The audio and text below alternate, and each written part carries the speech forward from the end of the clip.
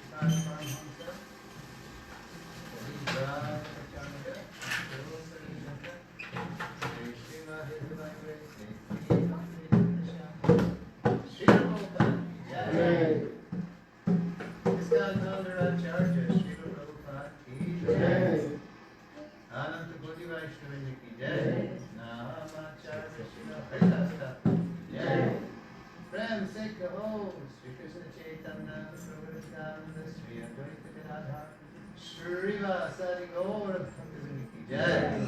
Sri Sri Radha Krishna, Gopa Gopinath, Shyamakul Radhakul Giri Govardhan ki jai. Vrindavan Dham ki jai. Nathvikunmayapur Dham ki jai. Jagannath Puri ki jai. Waterloo Yatra ki jai. Tulasi Devi Bhakti Devi Jamuna Ganga Mai ki jai. Samaveta Bhakti ki jai. Jai Gaur Premanandi. All glories to the assembled Lord. All glories to the assembled Lord. All glories to the assembled Lord. All glories to Sri Guru and Gauranga. Glories to Sri Prabhupada. Mysterious.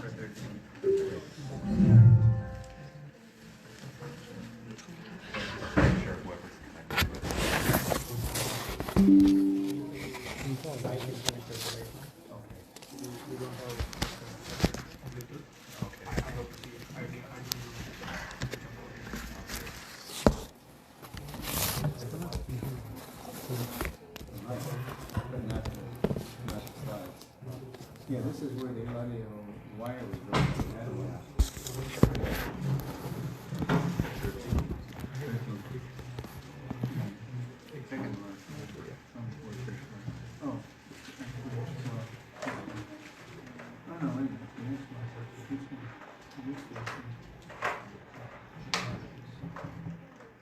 Second mic.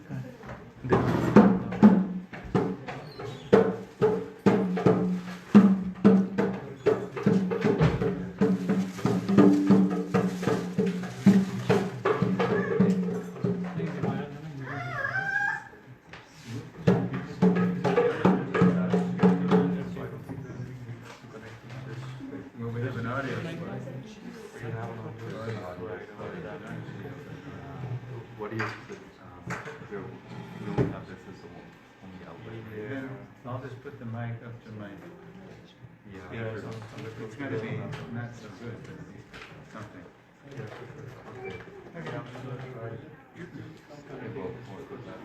Thank you. So everybody's way over there, so maybe I shouldn't be way over here, unless, or maybe the table should be facing you guys. And Yeah, that's in the way of that. Trying to move this table? Yeah. Okay, let's move it. All right. Where's the best place for it? Right. If you take that box out. The box is positioning the. No, Oh, this this one one is here. for. It's okay. Prabhu, we can change the location. Yeah, we'll move. Yes, Try to see Prabhu. if But all the people should just come over here. Yeah. Yeah, let's fix where it's everyone. Okay. Can we get everyone to sit on this side?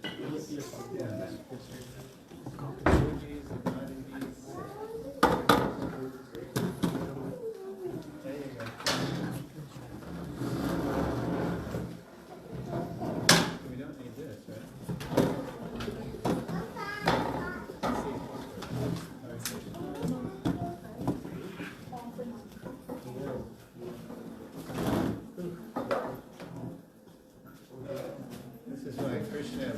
Arjuna about yantra technology.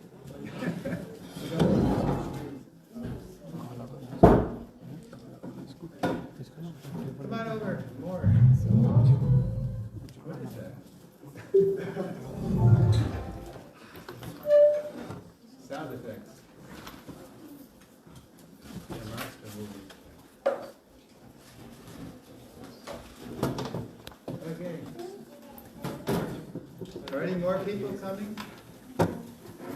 No. And what are they going to do? They're going to be bored. You got to let them play soccer or something.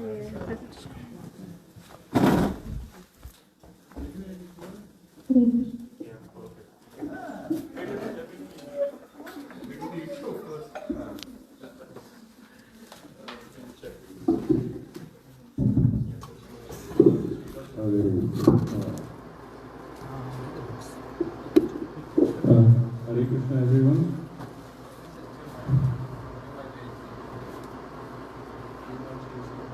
We don't have control over the unfortunately here, but we can definitely change the placement of Prabhu.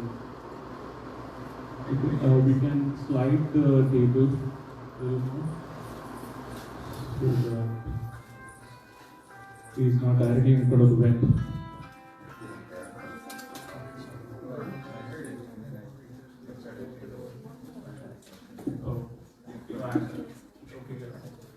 If we close the door, then you can hear.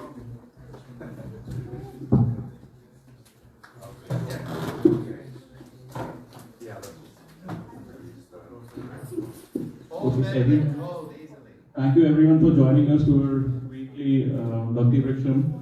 And today we are in the presence of a very celebrated ISKCON Acharya, His Grace Suresvar Das. Hari Bol. So His Grace Suresvar Das joined the Hare Krishna movement in 1970.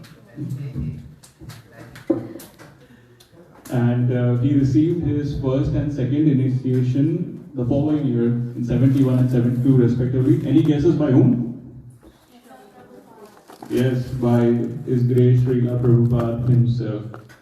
So today when he is going to say a few words, those words are coming straight from Srila Prabhupada and his holy books. Okay? So count yourself really lucky. So over the years, Suresvar prabhu's service has centered around Srila Prabhupada's books, studying them, distributing them, helping to produce them, writing articles based on them, and teaching from them primarily. In 2011, while he was teaching at the Mayapur Institute of Higher Education in India, his concern over the lack of connection the younger devotees had towards His Grace Srila Prabhupada reached a tipping point. So he thought of doing something that is going to bridge the gap. Okay? So he began to research a seminar series known as Srila Prabhupada, our founder Acharya. With the encouragement of the Mayapur Institute and the GB committee, Srila Prabhupada's position, Suresvar Prabhu began presenting the series around ISKCON in 2012. Since the pandemic, he has been presenting a streamlined edition called Founder Acharya Essentials, helping devotees deepen their relationship, commitment, and love towards our beloved Founder Acharya, His Divine Grace A.C. Bhaktivedanta Swami Prabhupada. So before we take a deep dive into the session, I'm going to request everyone to please chant the holy mantra 3 times. Okay? Hare Krishna, Krishna Krishna, Hare Hare, Hare Rama, Rama Rama, Hare Hare.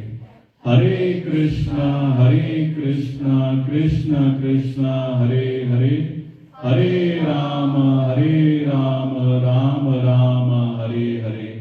Hare Krishna, Krishna Krishna, Hare Hare, Hare Rama, Rama Rama, Hare Hare. I'm worried about this mic because it sounds very biblical, like on the top of Mount Sinai, God is giving the 10 Commandments to Moses. going on with this? Can you turn it down? I mean, do we even need a mic? It's a small speaker. Plus, I'm really worried about the Prabhuji. And what are we going to do with these poor fellows? Okay, good. Good. All right. We'll see you in 10 years, guys. Woo! Very good, huh? I mean, even Prabhupada, he played soccer. What position did he play? Goalies. Yes. Why? But he doesn't have to move too much. He didn't like to run. At Motilal Steel Free School, which is still going in Park. Okay. Now, yeah, I heard, look at these poor guys. They can't even see the screen. Ladies?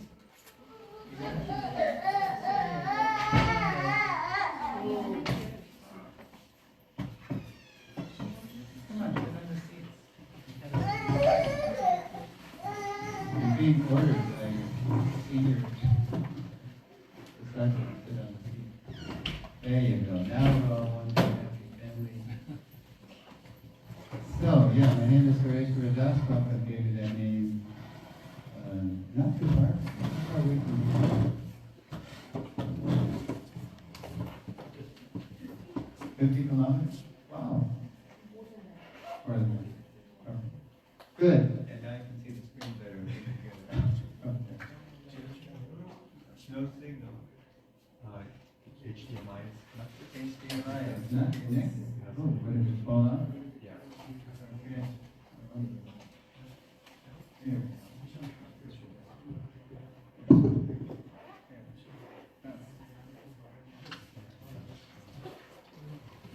Yeah, I was living in New Vrindavan, and then Prabhupada was coming to New Vrindavan. You gotta sneeze. Found this in the restroom, washroom. So we drove up to Detroit from New Vrindavan. That's where I had my only face-to-face exchange with Srila Prabhupada. He gave it a name. Okay. Okay. This is interesting because I still have to see the script. I think I can see. Unless somebody has a No. I have to see. Can you do just one line? Can you hear me? How about that?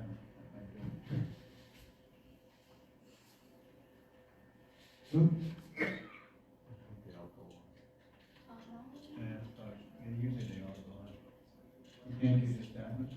No, how about that one? No, it's either this side or that side.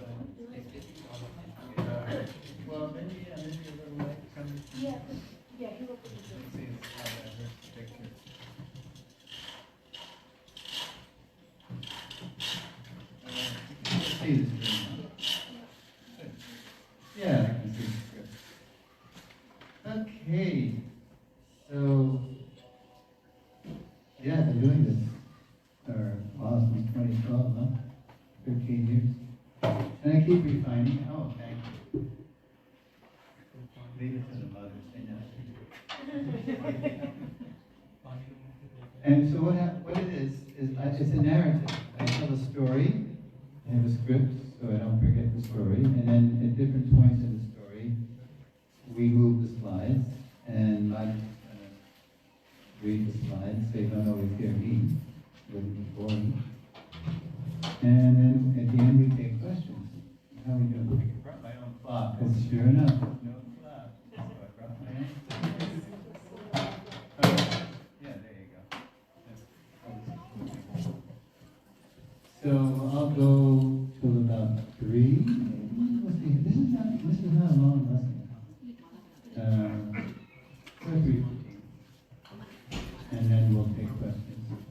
So while I'm speaking, you're probably going to have questions. Just sort of remember your questions. Make a note either on a piece of paper or digitally or in your. This is the computer Krishna gave us, but we've been giving our brains over to devices now, so we can remember everything. Okay. Lesson 3. So it's a 10-lesson journey, actually. But luckily, each lesson kind of stands alone, so you don't have to worry that you missed the other. I did one in Burlington, I did one in Stouffville, and now here we are in Waterloo. So, here we go. Okay, lesson 3, I call it our...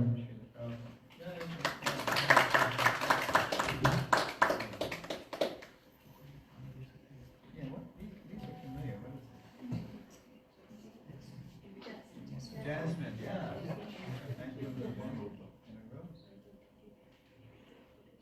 Thank you. Okay. All right. Our Srila Prabhupada.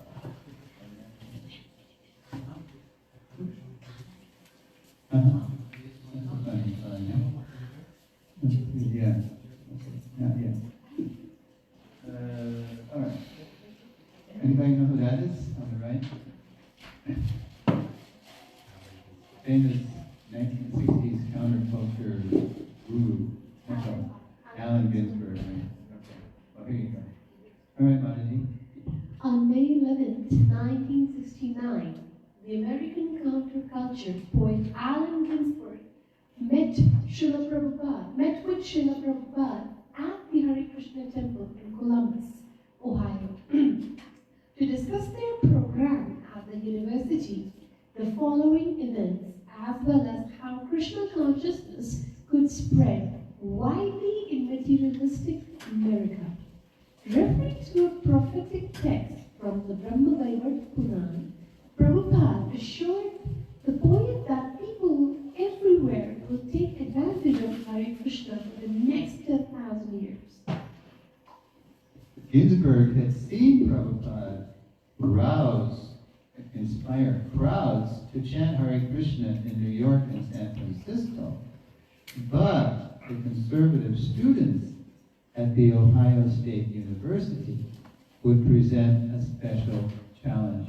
Columbus, Ohio, it prides itself on being, quote, the all-American city. And it's very conservative, actually. Even though it's a college town, which usually are a little more liberal. So Ginsberg was thinking, wow, if we can get people here to chant, and then we can get them to chant Hare Krishna anywhere. If Swamiji, they call him Swamiji, can do it here, he can do it anywhere. Now in his book, The Hare Krishna Explosion, you ever heard of that book? Hare Krishna Explosion? It's the best book on the early days of ISKCON in 1960. Best book. I highly recommend it. You can probably get it on Amazon. H.G Prabhu describes what happened on the night of the event. After entering the auditorium, Prabhupada, smiling and glowing, ascended the stage where poet Ginsberg invited him to lead the chanting. Prabhupada started slowly singing a simple melody and gradually picked up the tempo while playing hand cymbals. Probably the melody he was singing was what we call Prabhupada. Hare Krishna, Hare Krishna. Because it's so simple. Anybody can follow it. And picked up the tempo while playing hand cymbals. Then, I don't think this is, I think I have to read this. Yeah. Okay, now. So this is what H.G. wrote in the book, describing what happened next when Prabhupada was leading the chanting. You gotta really speak right in there. Prabhupada stands and raises his hands, inviting the students also to stand and dance. The response is immediate. Students in the aisles are the first to their feet. Then students in the rows and balconies arise. There is little room for dancing. A spontaneous bounce catches hold instead. I mean, this auditorium, Judson Auditorium, it was designed to hold, I think, 1,500 people. There were over 2,000 people in the hall. They were breaking all the fire codes. So there were people, in the aisles and just hanging over the balconies and kind of looked like an Indian bus, right? Here we go. As Prabhupada bounces on the dais, the students bounce also. As he waves his arms, they wave theirs. He leads them as a maestro conducts an orchestra, until gradually the inherent spiritual rhythm of the mantra itself prevails. The young voices, empowered by the mantra, not even knowing the meaning of the words. So these conservative students and professors were there too. They were just chanting Hare Krishna, really enthusiastic. As Ginsburg later reflected, quote, the amazing fact is that everybody was able to get up and dance, nearly leaping out of their skins, which is what they actually did. They had some kind of realization they weren't the body. Unquote. Before the event, had Prabhupada cited the relevant Puranic verses directly preceding the 10,000-year prophecy he mentioned, poet Ginsburg may have proclaimed Prabhupada their fulfiller. So here's the prophecy that Prabhupada had hinted at. Okay, Madhavi. Who predicted our founder Acharya's advent. After 5,000 years, my mantra upasaka, worshipper of the holy name, will appear in this world and spread the chanting of my holy name everywhere. That's right in the Brahma Purana. Lord Krishna says this to Gangadevi. And the context is that in the Purana it says that all the holy rivers, they were all sensing that Krishna was about to disappear. And they were thinking, well, when Krishna leaves, that means all these Kali Yuga is going to come in full force, and all these sinful people in Kali Yuga, they're going to come and dump their sinful activities in our holy waters. So we don't want that. We don't want to be a dumping ground for people's bad karma.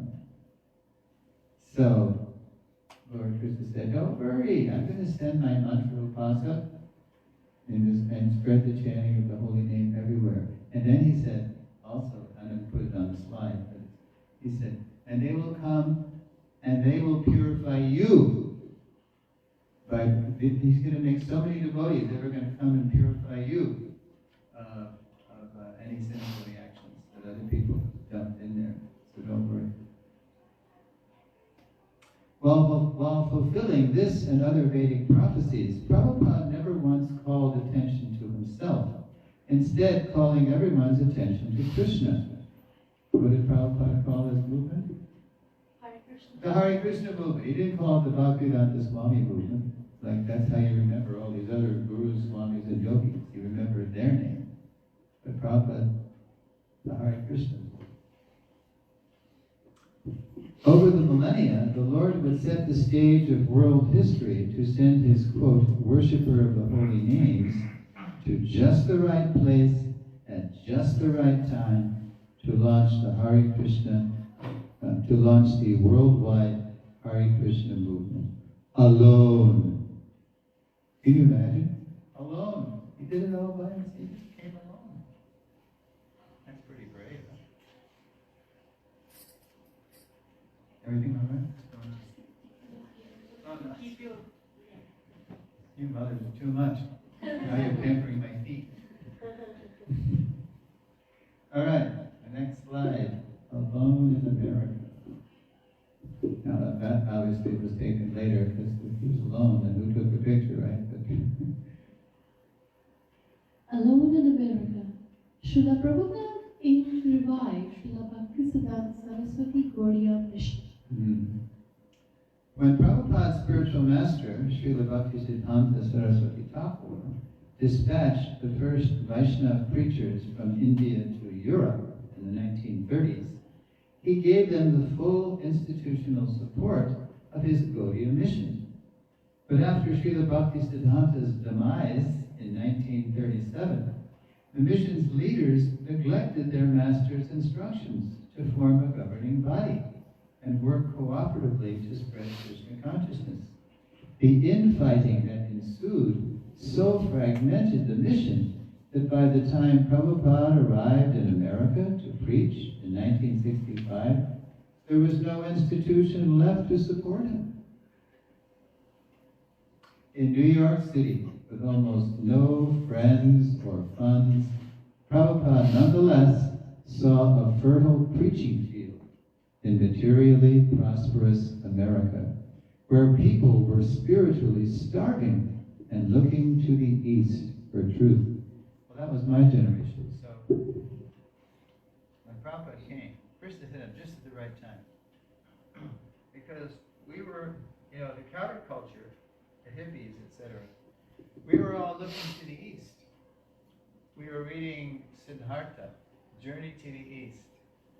It was the whole thing, that we were dissatisfied, with what we've been raised with in Catholicism and Judaism and Islam, mainly Judeo-Christian culture. There wasn't enough information or experience being offered. So we were looking to the East for truth. That's why there were so many gurus, swamis, and yogis coming. They saw an opportunity. Okay. So, in New York City, looking to the East for truth. Okay, here we go. I came here to study the situation, and I find it very nice. And if you are also agreeable Wait a minute, this is too premature, I'm sorry. I should have. Okay. Hopeful of reviving the cooperative spirit that had once galvanized the Gaudiya mission, Prabhupada began writing his now isolated godbrothers. After he came in 65, he started writing them. Appealing to them to help him seize the time. The following excerpt from one such letter to the mission's former manager is telling. So, when Prabhupada came in 65, first he stayed with the Agarwals in Butler, Pennsylvania, and then, that was only for a few weeks. And then he went to New York, where he only had the name of one impersonalist yogi, Dr. Ramamurti Mishra, Dr. Mishra. He didn't know anybody, so he was trying to rally the troops, from 30 years ago, from 1930s. Hey, remember, this is what Guru Maharaj wanted us to do, and preach in the West. So he wrote Bhakti Vilas Tirtha Maharaj, and here we go. So take two, Mataji, go ahead. I came here to study the situation, and I find it very nice. And if you are also agreeable to cooperate, it will be all very nice. By the will of Srila Bhaktisiddhanta Prabhupada. He just said Srila Prabhupada, but he meant, I just put that in there, Bhaktisiddhanta. If you agree, then take it for granted that I am one of the workers of the Sri Mayapur Chaitanya Math. That was Bhakti Vilas Tirtha's month in Mayapur. So Prabhupada's saying, I don't want to, you can be the leader. Go ahead.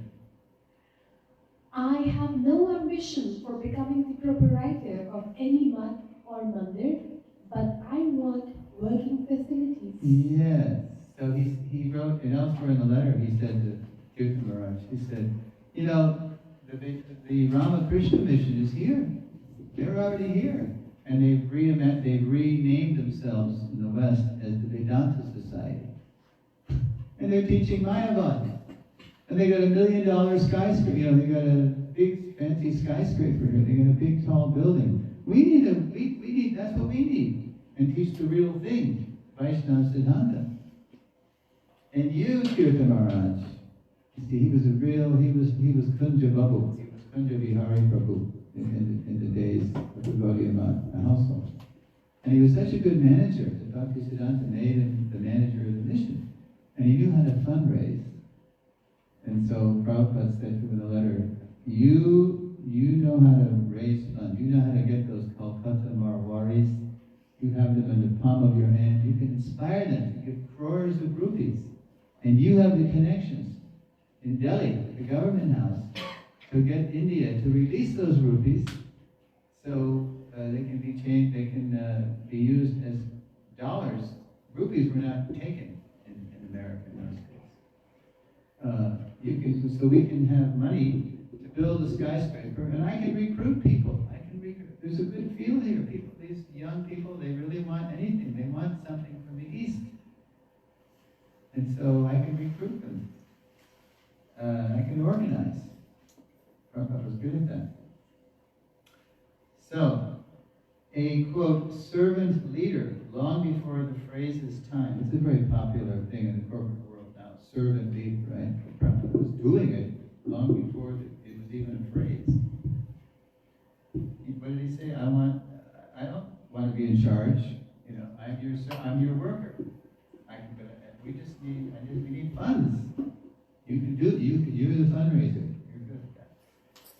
Prabhupada would still receive no tangible cooperation from his godbrothers. So he wrote Tirtha Maharaj, he wrote others. They did, too much bad blood had happened. I mean, they were fighting in the courts in the 1930s over who was going to own the assets of the Gaudiya Math. Kunja Vihari sold the printing, Rocky Siddhanta's printing press. It was just paper court costs. It was scandalous. It's terrible.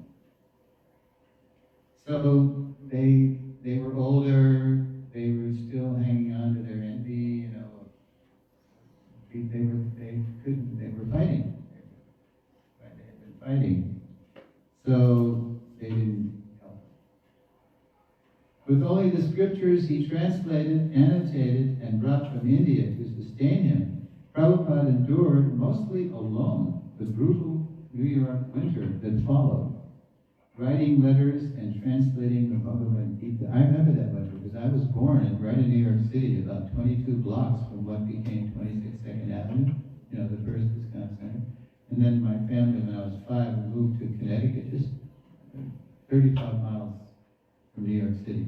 It was a wicked winter. Wow. In fact, during that time, there was a big blackout in 1965, all the way from Montreal down to Washington, D.C. A big, huge power outage.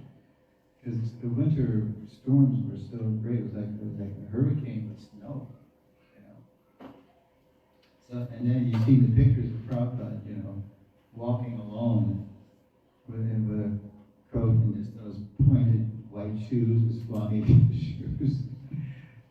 He hardly, and that coat was given to him by Dr. Mishra, and his little Swami cap, his Prabhupada cap. Oof.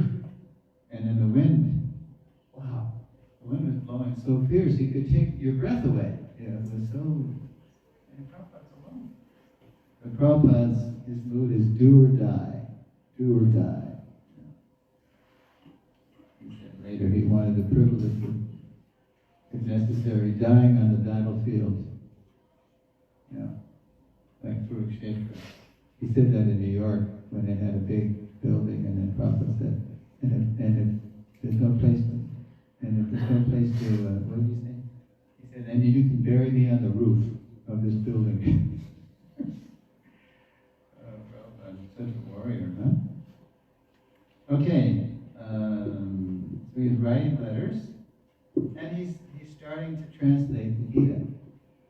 Do you know what the first recording we have from the Bhaktivedanta archives of Prabhupada? Because Prabhupada insisted that later he insisted his disciples record him, but he was also all alone recording himself. Do you know what the first recording is?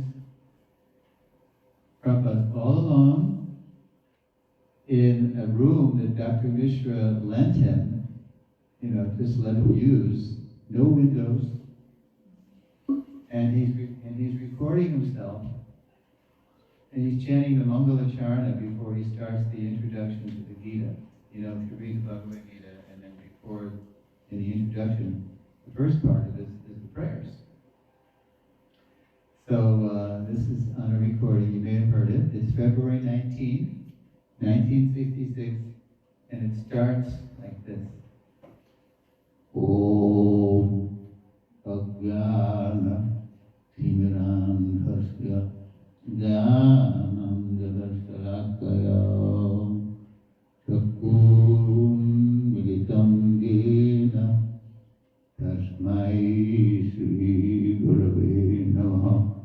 He does the whole Mangalacharna.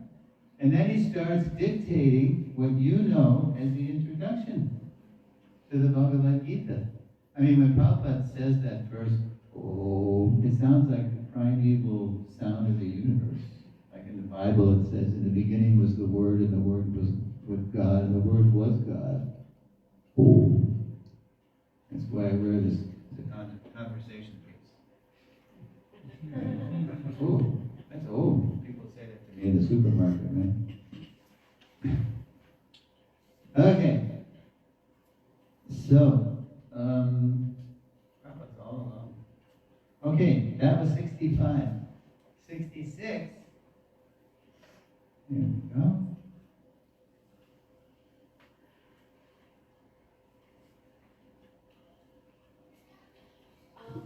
From obscurity to Swamiji.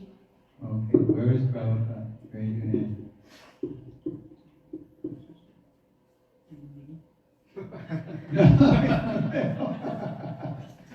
Good answer. Tompkins Square Park, the tree. Anybody ever been there? Yes. You've been to the tree. It's bigger now. It's like 60 years later. It's taller. And right where you see that branch coming out, there's a little sign. It says Hare Krishna tree. And if you last time I was there, boy, it was 2013, 2014. And now, where those people are to the left of the tree, you see people. There's a fence there now. And then there's a big plaque put up by Mayor Michael Bloomberg, former mayor of New York. And he said, this is the tree where Swami Bhaktivedanta started his Hare Krishna movement. The New Yorkers are very proud that, the Hare Krishna movement started here. Only New York handled the Hare Krishnas. But they were so exotic, so different. But New York is like, we've seen it all, that's their attitude. We've seen it all, and we're not fazed by anything. So they would go. And there's Prabhupada, taken by the New York Times, I think. And Prabhupada preaching. Yeah. Okay, so from obscurity to Swamiji, the following spring, Prabhupada relocated to a loft in New York's infamous Bowery district. Now it's really upscale. But then it was a very dangerous place. Rife with derelicts and crime, the district was dangerous. But Prabhupada took the risk to reach young seekers nearby. Yeah, somebody at Dr. Mishra's yoga studio told him that, if you really want to, they could see he was a preacher. If you really want to preach, all the action is down on the Lower East Side. This is where all the seekers are going. The beginning of the counterculture in the mid-60s. And it's not as nice as up here on the Upper West Side, but you're going to reach a lot of people there. So Prabhupada took the hint and went right down there, the hellish Bowery. In the loft, Krishna sent Prabhupada a few regular listeners who came to his aid after his young LSD-crazed loft sharer attacked him, forcing him to flee. Yeah, he was sharing a loft with a guy, and they just had a partition in the middle. And he was not a bad kid, but he was experimenting with drugs, and then he had a bad trip, took some LSD, and then he started attacking Prabhupada, forcing him to flee. And he ran down the stairs, and he ran to a phone booth, and he called Michael. Who was Michael? The friend who helped him arrange that place. Yeah, but who is he now? Mukunda Maharaj. He's the only surviving member of the Bowery Loft from 1966. He's based in Australia now, in Overdone Farm, resident son of, Prabhupada initiated him. And he called up Michael. He says, Michael, this isn't working. Because Michael had inspired him. Michael had asked R.V. became Haridas. It was Harvey Cohen's loft. Yeah, AIR, artist in residence. He was an artist. So he said, Michael, this isn't working. The fellow I'm sharing this loft with has just attacked me. And he had to run for his life down the stairs. So that was the beginning of them. So then Michael started looking for a place. Prabhupada said, you have to help me get my own place. And so he did. He went into the Village Voice to see the ads. He saw an ad for a storefront and an apartment behind the storefront, 26 Second Avenue. Yeah. With the regulars' help, Prabhupada at last secured his own place, a cheap storefront on the city's Lower East Side. Forced by the non-cooperation of his godbrothers, Prabhupada dropped the attempt to revive his spiritual master's institution, and instead, at 26 Second Avenue, on July 13, 1966, he officially launched, quote, the International Society for Krishna Consciousness. And this little hole in the wall. International Society. Prabhupada said, I always think big, you know. Here he is in a little cheap storefront.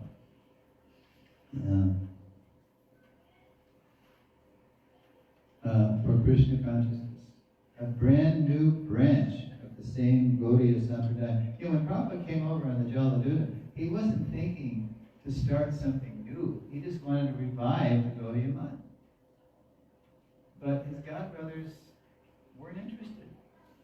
They were just older, they were just maintaining themselves isolated in their own little huts, you know, scattered around.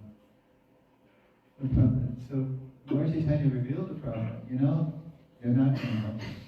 They can't help you. Still too much envy, still too much bad feeling. You're going to have to start a brand new branch. And that's what Prabhupada calls ISKCON and the CC. He calls ISKCON a branch of the Gaudiya Sampradaya.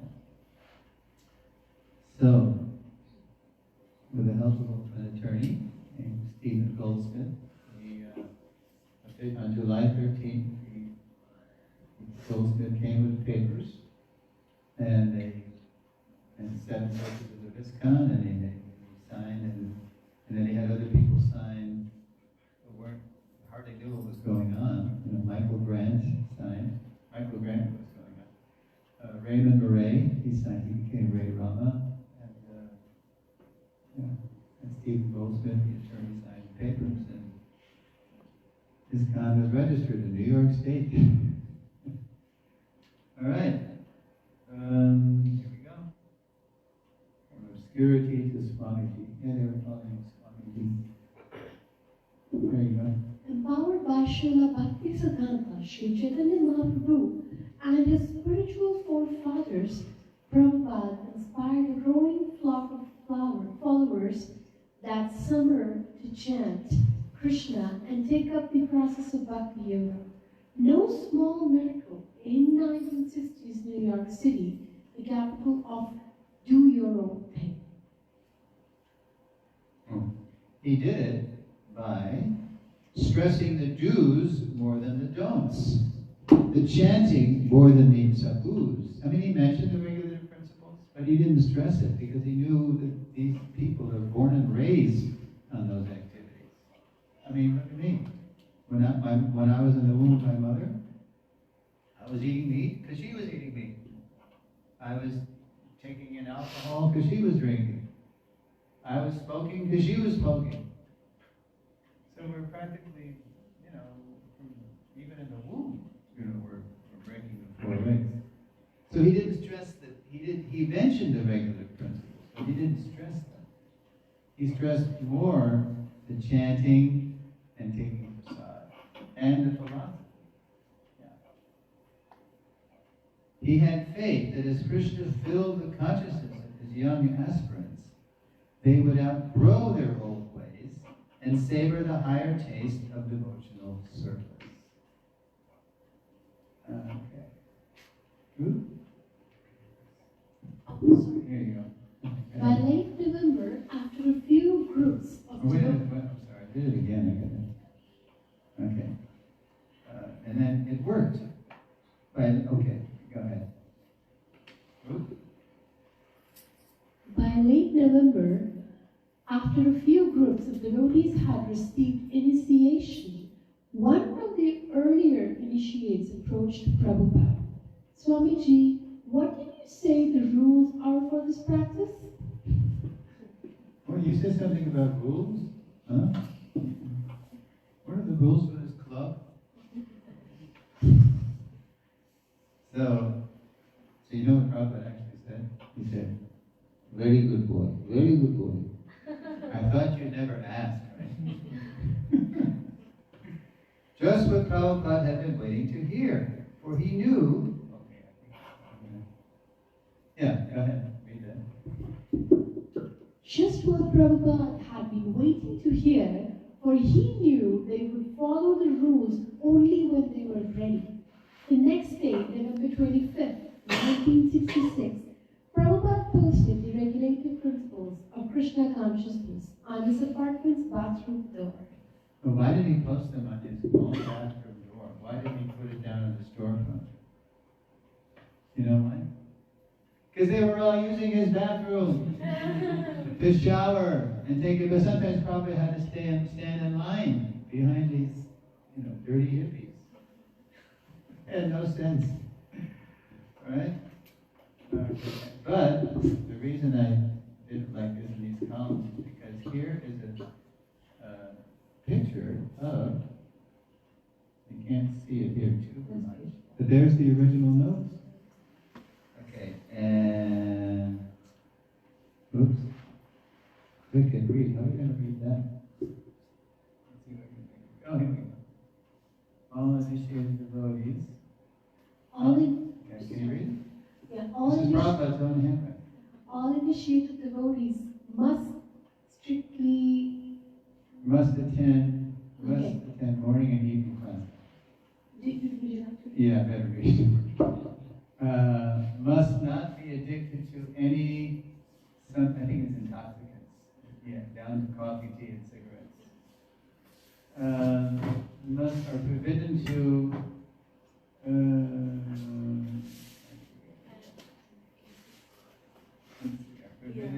what is it? Oh, mix intimately, I think, with non-devotees. Shouldn't be. Anyway, I'll tell you what. It's basically he's giving the 4 rules, and he's saying a few other things like you shouldn't practice engage in frivolous sports, and at the end you must always chant Hare Krishna, Krishna Krishna, Hare Hare Ram, Ram Ram, Hare Hare. So we know when that fellow said, you said something about rules? It was the day before. The next day, Prabhupada came with a notice, and he, posted it on his bathroom door.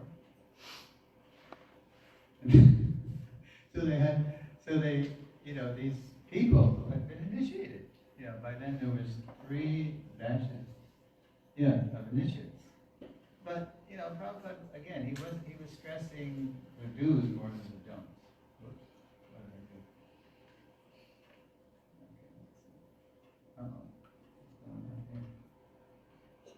Okay. So when they read the notice, it was like, wow, is this what we signed up for? And then, so Hayagriva, Howard had become Hayagriva, and then he said, you mean, what did he say? Oh yeah, he said, no illicit sex. You mean only once a month? Well, then he said, well, why even bother? And Prabhupada said, yeah, very good boy. and then Hayagriva said, well, what about, because he heard the chocolate also had, it was an intoxicant because of cocoa, whatever. So Prabhupada Swamiji saw that Hayagriva was disturbed that he would no longer be able to have chocolate milkshakes and chocolate bars, So Prabhupada, he was willing to work with the devotees, so he said, so this chocolate, do they give it to children? Oh yes, they give it to children. Most of the candy has chocolate in it, Swamiji. He was an English professor, so we had this very professorial kind of...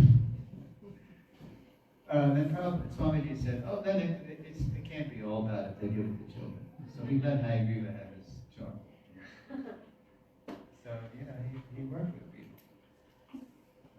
And because he knew that just by practicing Krishna consciousness as best as you could, they'd get purified. And it worked. The chanting especially, and the prasad. Okay, where are we? Okay, on the bathroom door. Yeah, all right. So that's New York City. So 65 was, he was alone in obscurity. 66, he went from obscurity to Swamiji. He had followers. And then in 67, all right, where's there?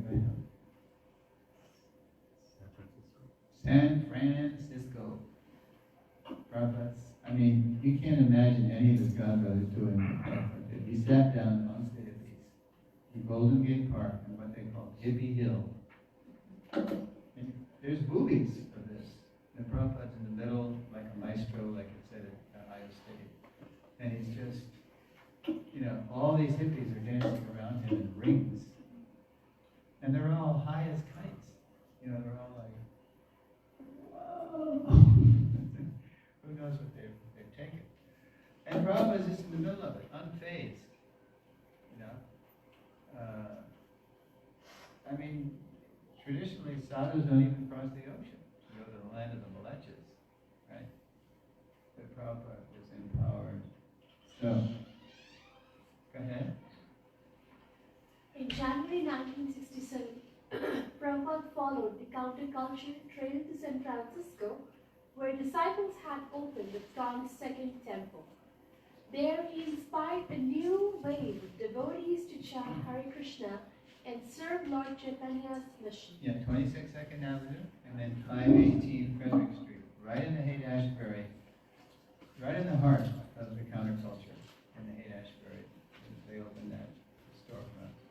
Okay, go ahead. As in New York, the young aspirants marveled at Prabhupada's space, a whirlwind of chanting, teaching, worshipping, cooking, public preaching, private speaking, initiating newcomers and translating scriptures during the wee hours while everyone else slept. Yeah. That's the only time we got any peace. I mean, everybody's so new and needy and crazy, and Prabhupada didn't even have any. He started the guard thing in San Francisco because people would just come up to him and knock on his door. They had a little apartment for Prabhupada up from 518 Frederick. There was a Willard Street. So Mukunda got a room in that place. So one night in the middle of the night, Prabhupada heard a knock on his door. And it was some crazy hippie girl high on LSD. Prabhupada opens the door and said, yes, And she just looks at Prabhupada. And she makes this weird face. And she goes, Maha, Ula. And so Prabhupada sees that she's completely out of it. So he brings her in, and then he leaves, and he closes the door, and he goes across the hall of Mukunda's apartment and says, Mukunda, you got to get this girl out of here. But then, he had closed the door behind, and then she locked the door. So he couldn't even get in his own apartment. Finally, somehow he got the super. He's got somebody with a key and let him in. And then he talked her out of the room and got her out of there. After that, then Prabhupada, Swamiji started the idea of having a servant, with him and a guard. I think Upendra was the first servant. Thank God, but yeah. So I mean, you can't imagine any of his godbrothers putting up with this, going to this crazy place. did that. Why did Prabhupada do that? What, there's so many qualities Prabhupada has. Why did Prabhupada do that? Compassionate, yes. He cared. He wanted to save us. And because he had Bengali accent, when he said, "I've come to save you," and also to, what did that sound like in Bengali? Shave.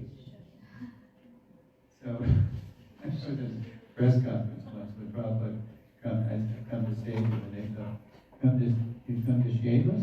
Yeah, and then Prabhupada saw it was a double meaning, so he said, yes, we've come to save you and shave you. Funny. Prabhupada was so funny too. Let's see. Well, everyone else left. So Prabhupada was there from January to April. And he did just what he did in New York. He attracted so many young people, and wow, it was just bustling. And then he had to go back. Oh, well, something happened too. I'll just keep going. It comes up. When Prabhupada returned to New York in April, despite his 70-plus years, the pace continued unabated. For his first followers, this was all part of the wonder that was Swamiji. So it was quite a shock when, toward the end of May, he's back in New York now, toward the end of May, Prabhupada suffered a heart attack and a stroke. He had 2 heart attacks on the ship, and then Krishna saved the third one, or May 67. He was their absolute shelter. Now they would have to take care of him. To help Prabhupada recuperate, the devotees brought him to a beach bungalow on the Jersey shore. But the weather was gray and blustery, so with the doctor's permission, Prabhupada flew back to San Francisco, where the devotees hoped the California sunshine would heal him. But to no avail. The mountains and fog near his cottage mostly obscured the sun's rays, so Prabhupada said he would have to return to India for its Ayurvedic medicines, massage, and bracing heat. Hayagriva explains what happened next. Yeah, just a few devotees.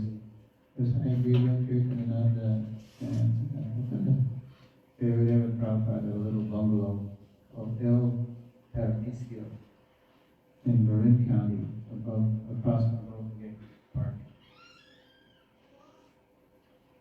So, yeah. Oops. Okay, not yet. So Hayagriva writes, some of the devotees worried that Swamiji has decided to go to India to leave his body. That's what because when Swamiji said, I have to go back to India to get my health back, for the Ayurvedic massage and heat and medicine. But they were worried because they were brand new.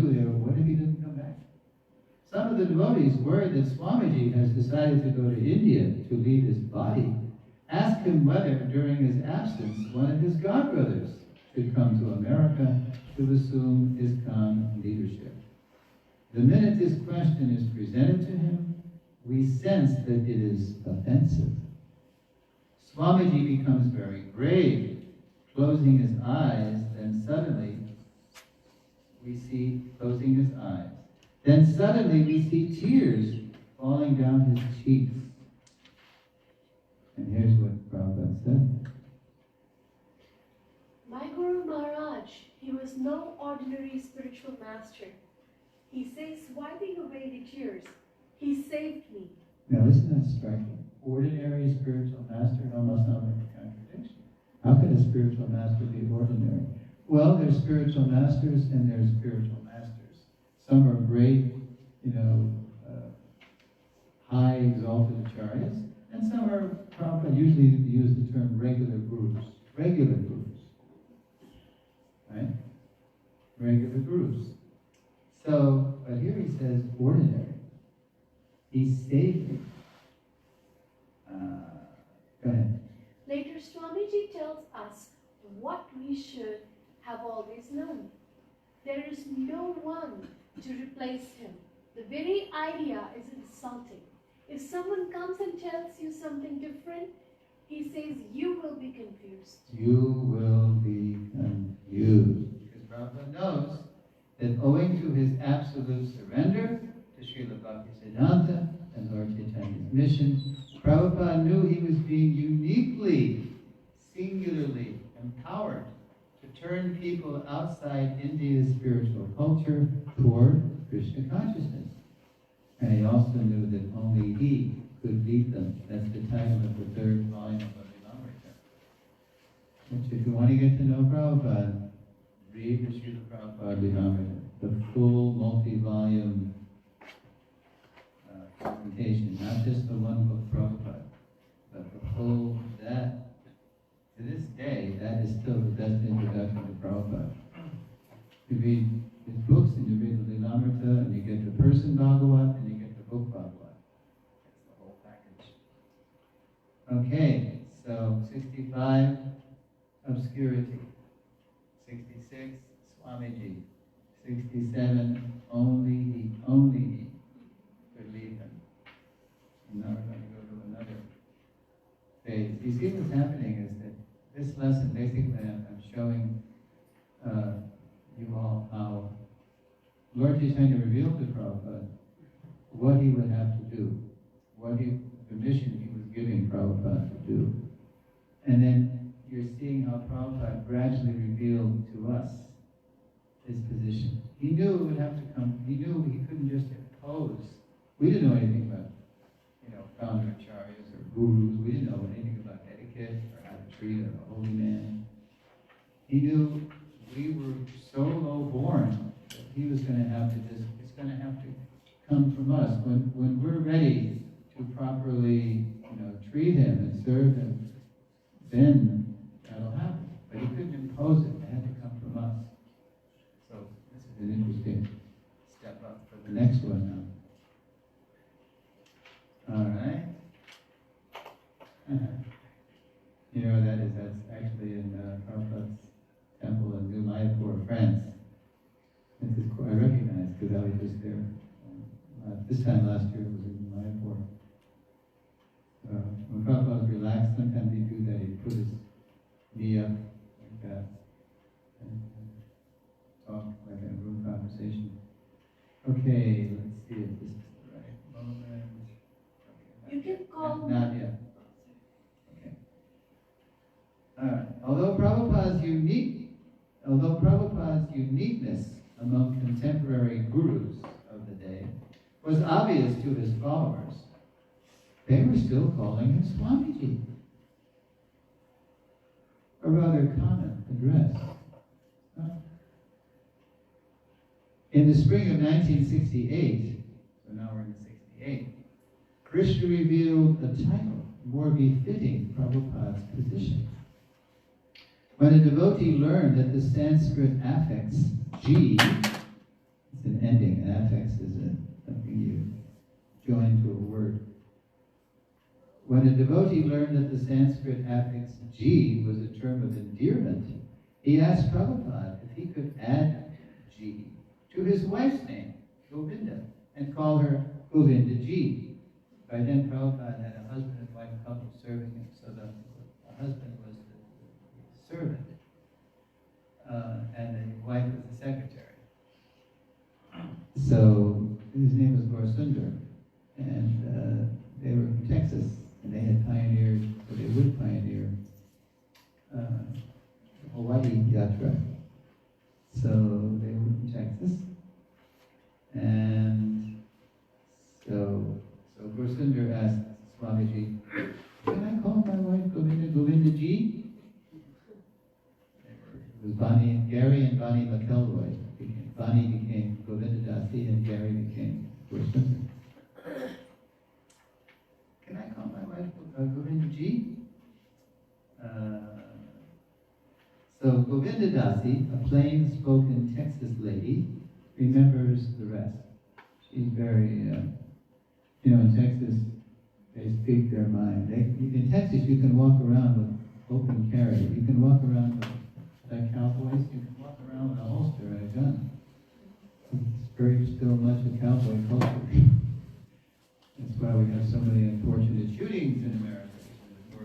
people, and especially in Texas, wow. So Govinda, she's from this, plain-spoken, straight-shooting culture. So she remembers. So yeah, let's see. Okay. So Goswami said, "Can I call her Govindaji?" So Swamiji said, "No, actually, G is a third-class form of address." Prabhupada replied, "It's better not to call her Govindaji. It wouldn't be flattering to your wife to call her Govindaji." So, but Govinda, she's sharp, so she said, and she also had a very interesting relationship with Prabhupada. Prabhupada allowed her to treat him in a very familiar way, like he was her grandfather. And so you can't imagine this, but it was just like that. So Govinda, in her memory of this, she tells the rest of how the conversation went. So I piped up. I spoke up. I was sitting right in front of him. And I said, "Well, if it's a third-class form of address, why are we calling you G? Why are we calling you Swamiji?" And he said, "Oh, it's not very important." He probably tried to dismiss it. But Govinda, she pressed him. I said, "Oh no, it's very important. If it's a third-class form of address, then we don't want to call you that. We want to..." Now this is good because she is coming from her, it's coming from his disciples. So listen to how Prabhupada responds. "We want to call you the most first-class form of address. So tell us, what would be a good name for us to call you by?" And Govinda said, and he was very humble, very reluctant, but I pressed him. "We've got to change this." And he said, now because it's coming from her, Prabhupada he's okay, here's a teachable moment where I can give them a proper address. And let's see. "You've got to change this." And he said, okay, You can call me Gurudev or Guru Maharaj or Prabhupada. Govinda Dasi? Well, that's 3. We need 1. So which one is the best? That's 3. Come on. Let's cut to the chase here. Let's get down to which one is it. So here's the... Srila Prabhupada is nice. That is the best. Govinda Dasi. From today you will be called Srila Prabhupada. That's how Prabhupada came. All right. Govinda Dasi ki. Jai. Never demanding respect, but nonetheless commanding it by his own endearing example, Prabhupada had seized Krishna's teachable moment to quickly disclose the appropriate address. In the disciplic line, there are many Gurudevs, right? People call their spiritual master Gurudev, Guru Maharaj. I'm sure some of you do that. But Prabhupada is a guru of gurus, a master at whose feet all masters sit. When you talk about Prabhupada, that's not simply a regular guru, that's like a super guru. A guru of gurus, a master at whose feet all masters sit. Alright, so we've gone from obscurity to Swamiji to only he to Prabhupada, and we're going to keep going.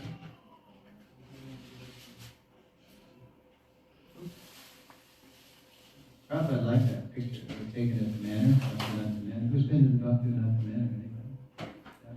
If you ever go to England, you should check out the manor. It's a wonderful place. And when Prabhupada was there in 73, my godbrother Bhargava, who used to be a BBT photographer, he snapped many photos, and this is one of them. And Prabhupada said, "You can use this as a founder acharya picture. This is very dignified." From Prabhupada to founder Acharya. In just 12 years, Prabhupada circled the globe 14 times, initiated thousands of disciples, and established the Krishna consciousness movement on every major continent. Notice I said major. In Prabhupada's time, he didn't go to Antarctica or Arctica. But devotees have gone to Antarctica now. Did you know that? Yeah. And books. They planted the ISKCON flag there. And they distributed prasadam, because mainly scientists did it. Yeah. During his travels, he would found over 100 temples, schools, farms, restaurants, all while writing and publishing dozens of translations and commentaries on foundational Vaishnava scriptures. Wow. But success would bring enemies too. When you're becoming successful, then there's going to be a pushback from Maya. So if you're experiencing any pushback, just know that that means you're making an impact. Otherwise, who cares? Right? Who cares about us? Could you repeat that? Yes, when you're making an impact, when you're becoming influential in a community or a country or a neighborhood, then there's going to be somebody who's going to complain. It happened right in 22nd Avenue when Prabhupada was chanting Hare Krishna. Sometimes in his apartment with his first followers, and Mr. Chudi upstairs didn't like the fact that he was hearing, at the ungodly hour of 7 a.m. in the morning. I guess Mr. Chudi was up all night or something. He would pour water through the floorboards, and it would drip down into Swamiji's. So whenever the kirtan got too loud in Swamiji's apartment, then you heard from Mr. Chudi. He was pushing back because he was getting disturbed by chanting Hare Krishna. So they were doing something potent, right? There's so many stories. All right, so where am I here? But success would bring enemies too, the worst from within. In 1970, this is the year I joined, 1970, I joined in July. After critical remarks by a few of his godbrothers negatively influenced some of Prabhupada's leaders, Prabhupada asked a dozen trusted disciples to help him form a governing body commission, as Srila Bhaktisiddhanta had requested his disciples to protect ISKCON and ensure its continuance. What happened was, there were a few devotees in India by then, by 70. There was the Chudananda Swami, may have been there, Swami. There was a few devotees, and they were hearing from some of the godbrothers who were kind of jealous of Prabhupada. They were hearing that, the reason that Swami Maharaj is successful in America is because he's a good businessman. He was a businessman as a householder. And he knows how to organize and give me a break. That's not what Prabhupada was empowered by Lord Chaitanya to do what he did. An ordinary businessman can't do that, right? So anyway, these devotees were passing on this gossip from some of Prabhupada's godbrothers, and passing on the gossip to some of the leaders in America, and some of these leaders were getting affected by it. They were thinking, well, maybe Swamiji or Prabhupada isn't all we thought he was. Maybe it was almost like they were getting an idea that he was an ordinary man. So, when Prabhupada realized what was going on, it was in LA at the time. So, one of the things he did was, he called some of the leaders he could still trust. They were all householders at the time. Sadhguru, and Maha Krishna, and Shyam Sundar, and it was 12 of them. That was the original DVD, the 12 people. You okay? Okay.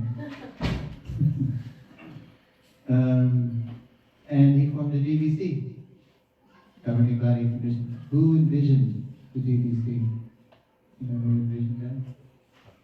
Bhaktivinoda Thakur. Bhaktivinoda envisioned the whole Hare Krishna movement. And Indian Railways had a GBC. So Bhaktivinoda envisioned, this is what, to carry this to every town and village, we're going to have a GBC too. Governing body commission, Indian Railways. So anyway, so Prabhupada and Bhaktisiddhanta had requested his disciples to form a GBC. They didn't do it. They just fought amongst themselves. Who's going to replace Bhaktisiddhanta? You don't replace a Acharya. You cooperate to fulfill his mission and you continue initiating disciples. So on July 28th, the month I joined, I was about a 2-week doctor by then, a legal document called Direction of Management listed the GBC members and officially referred to his, quote, His Divine Grace A.C. Bhaktivedanta Swami Prabhupada as ISKCON's founder Acharya. There you go. Just read that. His Divine Grace A.C. Bhaktivedanta Swami Prabhupada, founder Acharya, International Society for Krishna Consciousness. So that's why we have that. Prabhupada said it has to be displayed, on his Vyasasana, we have that, his Murti, and, well, you'll see, there's more. So Prabhupada said that, but bad signs persisted. People getting a minimized view of Prabhupada around ISKCON. On one of his books, his ISKCON Press identified the author as simply A.C. Bhaktivedanta. I remember this because I joined in July 70 and they were publishing the Nectar of Devotion. And they're publishing the second canto of the Bhagavatam in paperback chapters. I don't know if you ever seen these are collector's items now. And on one of the books, the author was identified as simply A.C. Bhaktivedanta, nearly stripping his name of any spiritual significance. And later, when his new publishing house, the Bhaktivedanta Book Trust, moved into its headquarters, down in L.A., Prabhupada saw nothing on the building identifying the organization's name or founder. It's just a blank building. And when some of his temple presidents wrote him on their own stationery, Prabhupada had to tell them to write him on official temple stationery, displaying his full name and founder Acharya title. And for good reason. Listen to this.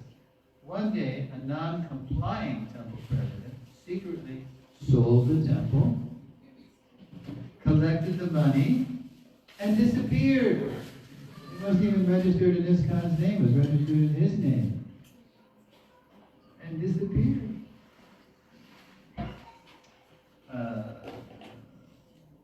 He, not ISKCON, had been the legal owner. So that was 73 or 4. Yeah. So to better protect ISKCON, in the summer of 1974, Prabhupada drafted an amendment to his earlier management document, including a strongly worded statement about his position and authority as ISKCON's founder Acharya. So he originally directions of management, and now he's adding an amendment which makes his position in ISKCON even stronger. And here it is. Okay, go ahead, Ron. It is declared that His Divine Grace, A.C. Bhaktivedanta Swami Prabhupada, is the founder Acharya of ISKCON, International Society for Krishna Consciousness. He is the supreme authority in all matters of the society. His position cannot be occupied by anyone else, and his name and title must appear on all documents, letterheads, publications, and buildings of the society. And now in the digital age, we can add websites. How are we presenting Prabhupada on our websites? So I was in Bhaktivedanta Manor, 2013. First time I've been there, but just for fun. By then it was a digital age, so I went on their website to see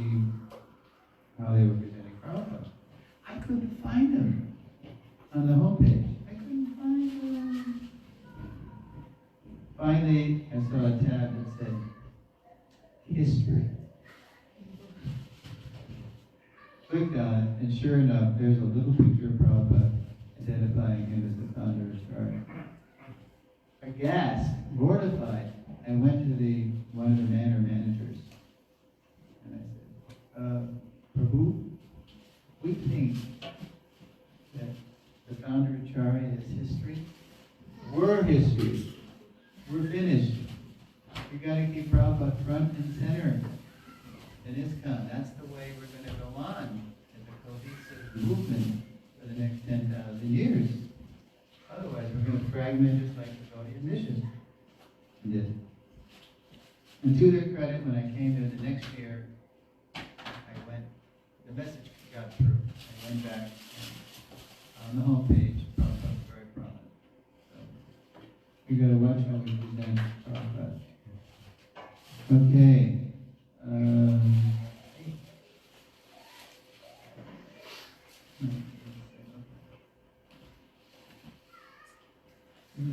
Okay. Now you might think, oh, okay, this is a legal document, so it sounds that maybe Prabhupada is too proud or something. He's asserting himself as a supreme authority. Well, he just did that to protect ISKCON, and it's a legal document. But in the same summer that he was doing that, creating this legal document, I'll just read. That same summer, even as Prabhupada was reasserting his supreme position in ISKCON, while translating the Sri Chaitanya Charitamrita, he also reasserted his and his followers' fidelity to Srila Bhaktisiddhanta and Lord Chaitanya's mission. You better give him something to eat. How about some sweet balls or something? What's going on? Okay. All right. So this is from the CC purport. He's identifying himself and us in relation to Srila Bhaktisiddhanta. All right, here we go. All right, there's Prabhupada, there's Bhaktisiddhanta. As members of the Krishna consciousness movement, we belong to the family or disciple succession of Saraswati Goswami, and thus we are known as Saraswati. Obeisances are therefore offered to the spiritual master as Saraswati Dev or a member of the Saraswati family. Namaste Saraswati Devi. See, that's where it is, Prabhupada. Pranam mantra. Go ahead. Whose mission is to broadcast the cult in the original Victorian sense of mode of worship, not bizarre. The cult of Sri Chaitanya Mahaprabhu, Gauravani Pracharine, and to fight with the impersonalists and voidists. Nirvishesha Shunyavadi Paschat Deshatani. Yeah, he's actually connecting his pranam mantra to the order that his Guru Maharaj gave him. And actually he gave it to Siddhanta Saraswati, gave that order to preach in the West to everybody. But Prabhupada did it. He's the only one that actually did it. Was surrendered enough to do it. So we're coming in that line. So, because a real bona fide guru doesn't just pop out of nowhere. He has a guru, and he has a guru, and it's a whole disciplic succession. Goes back to Krishna. Okay, so Saraswati. And now the final, I think it is the final slide. Yeah, it's actually an audio slide. So, but we don't have an audio hookup. I'm going to have to put this mic, I think, right around here where the speakers are. Laptop speakers aren't good, but anyway. On February 21st,